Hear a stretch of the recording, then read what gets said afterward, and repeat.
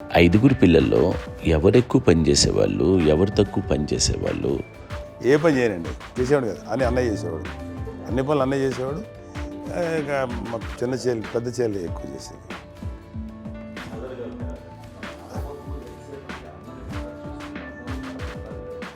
అదే అబద్ధం అండి, అది అన్నయ్య నన్ను గౌరవంగా మాట్లాడుతున్నాడు కానీ అన్నయ్య అవుట్ ఆఫ్ ప్రొటెక్షన్ మాట్లాడుతున్నాడు కానీ అవుట్ ఆఫ్ మాట్లాడుతున్నాడు కానీ అసలు ఎప్పుడు ఏ పని చేయలే. లేదు నిజం ప్రామిస్ అండి, ఏ పని చేసేవాడు కాదు. మా ఇద్దరికి మధ్యలో పాపం అన్నయ్య చాలా పని చేసేవాడు. ఎంత పని చేసేవాడు, నేను ఇచ్చిన తర్వాత మళ్ళీ నాకు ఏదైనా చిన్న పని చెప్తే అది కూడా నువ్వే చేయనివ్వండి.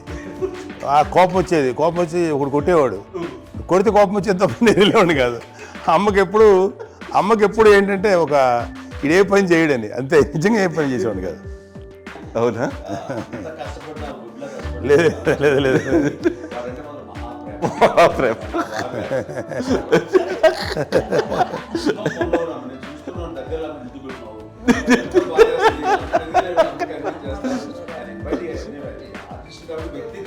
వ్యక్తిగత పాత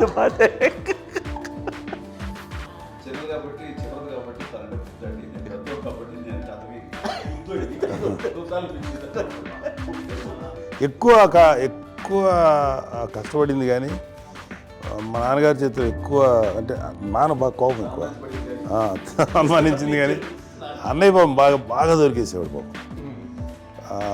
ఒకసారి అంటే మరి మాకే ఏంటి ఇంత దారుణంగా ఉంది, నాన్న మీద కోపం వచ్చేది నాకు. నాన్న మీద కోపం వచ్చేది, నాన్న చేసి బాధ అనిపించేది.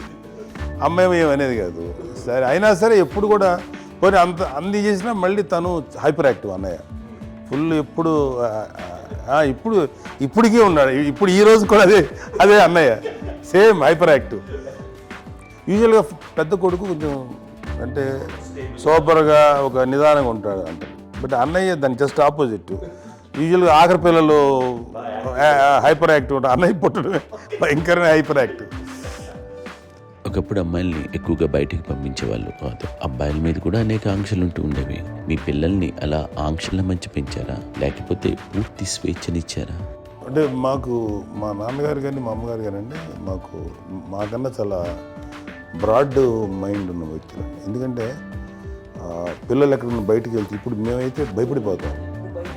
మా విజయ్ కానీ మా చిన్న చెల్లి అన్నయ్య నేను అందరం కూడా ఇవాళ ఉన్న పరిస్థితిలో వాళ్ళు ఎప్పుడు భయపడేవాళ్ళు కాదండి. ఎక్కడికి వెళ్తాను ఏమనిచ్చేవాళ్ళు, లేట్ అయినా అసలు ఏమనేవాళ్ళు కాదు. లేకపోతే ఏదైనా మోటార్ బైక్లు వేసుకున్నాం, లేకపోతే కారులో ఎట్లా పడితే ఎట్లా వెళ్ళినా సరే ఏమనేవాళ్ళు కాదు. వాళ్ళు తెలియకుండానే మాకు ఒక ఫ్రీడమ్ ఇచ్చారండి. సో దట్ అదే ఆ ఫ్రీడంలో భాగమే అన్నయ్య కానీ ఇండస్ట్రీకి వెళ్ళాలంటే కూడా ఒక వ్యక్తి ఒక కొడుకు ఒక గొప్ప కెరీర్ని పర్సూ చేసుకుంటూ వెళ్తున్నప్పుడు నాన్నగాని అమ్మగాని ఓపెన్ మైండ్ తోటి అసలు నువ్వు వెళ్ళినా ఎంతకాలం వెళ్తావచ్చు, నువ్వు ప్రయత్నించని చెప్పి అలా వదిలేశారండి. అన్నయ్య కూడా ఏంటంటే మోస్ట్ రెస్పాన్సిబుల్గా వెళ్ళి చాలా మేజర్ అమౌంట్ అన్నయ్యకి కూడా పెద్ద అమ్మ వందలు ఇచ్చేది కాదు. కరెక్ట్గా